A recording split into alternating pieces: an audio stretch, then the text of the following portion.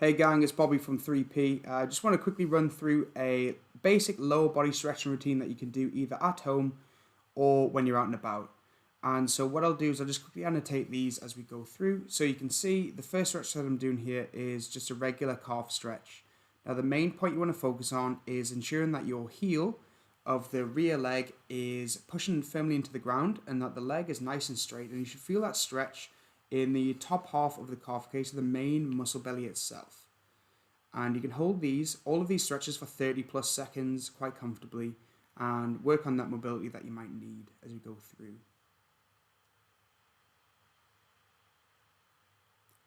So the next thing that we're going to be moving to is a slightly different calf stretch, and this one stretches the deeper muscle that lies underneath the calf called the soleus, or if depending on where you're from, the soleus. And the soleus muscle often becomes really tight, especially if you either do a lot of running or if you wear a lot of heels and things like that. So it's a really good one to stretch out the soleus.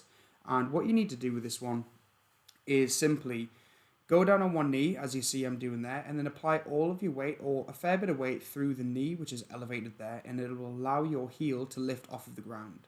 Now, if you have a particularly tight soleus, you'll notice that you feel quite an intense stretch, and that's absolutely fine. Just make sure you go to the point of discomfort but not pain. And again, you can stay in this one for an extended period of time.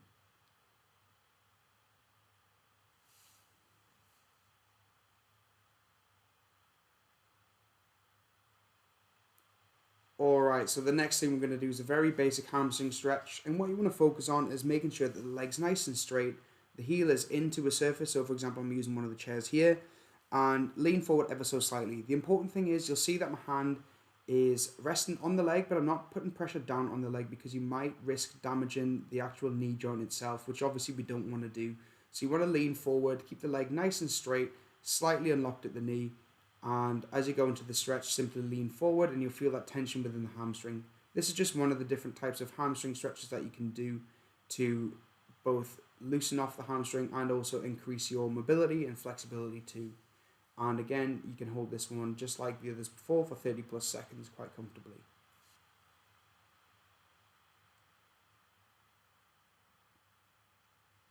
Alright, so let's move on. So the next thing that we're going to be doing is a form of glute stretch. Now, a lot of people have particularly tight glutes, and so you can see what I've done there is I've simply sat down, and in that seated position, all I've done is I've leant forward with one foot elevated onto my knees if I'm sat in a waiting area, and as you lean forward and push down gently onto the knee of the leg which is elevated, you're going to increase the stretch which is on the glute itself, okay, which is a very tight muscle for a lot of people, and this can really help with your hip mobility and also relieve some lower back pain too. With this one, make sure you're not leaning too far forward. You just want to be able to feel the stretch, and like I said before, you don't want to go past the point of discomfort towards pain. So you just want to stay in that mild discomfort range, and that's where you're going to get the best benefit out of this stretch itself.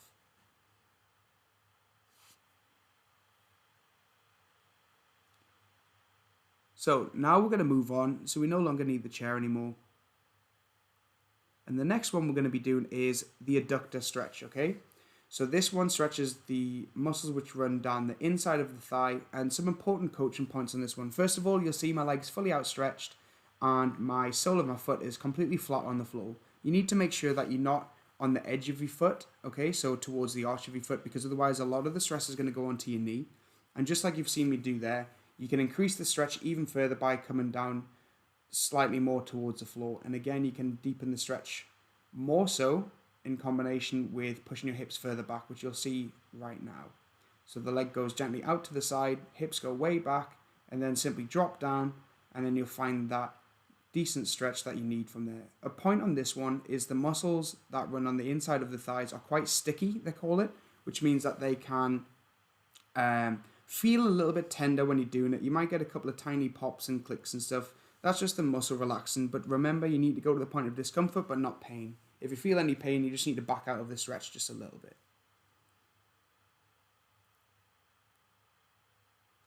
Okay, from here, we're going to be transitioning into a basic quad stretch. And an important point to note on this one is you want to be stood perfectly upright, just like I am there. So you don't want to be leaning forward, but you also want to make sure while you're doing this stretch as well, that you keep your head and chest up and both of your knees together and your body just in one nice straight line.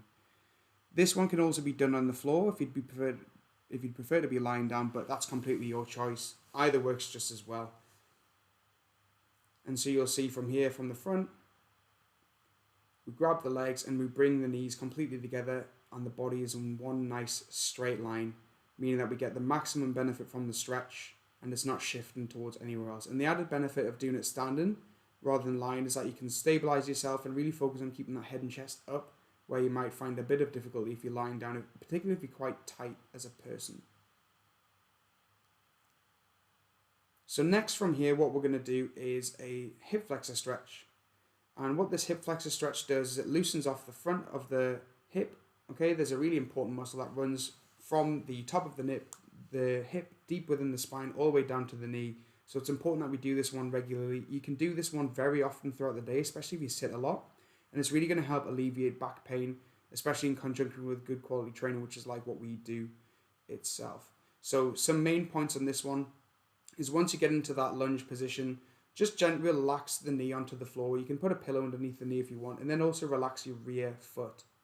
From there, you just want to shift your hips and knee forward and keep your torso upright. You don't want to be leaning forward. You can see my hand on my front leg is just resting. It's just there. I'm not really doing anything, not applying any pressure. And the real pressure is from the hips pushing forward through the movement and releasing those hip flexors there. And I'm using the rack there, but you could use a wall or the edge of a door frame to support yourself while you go through this motion.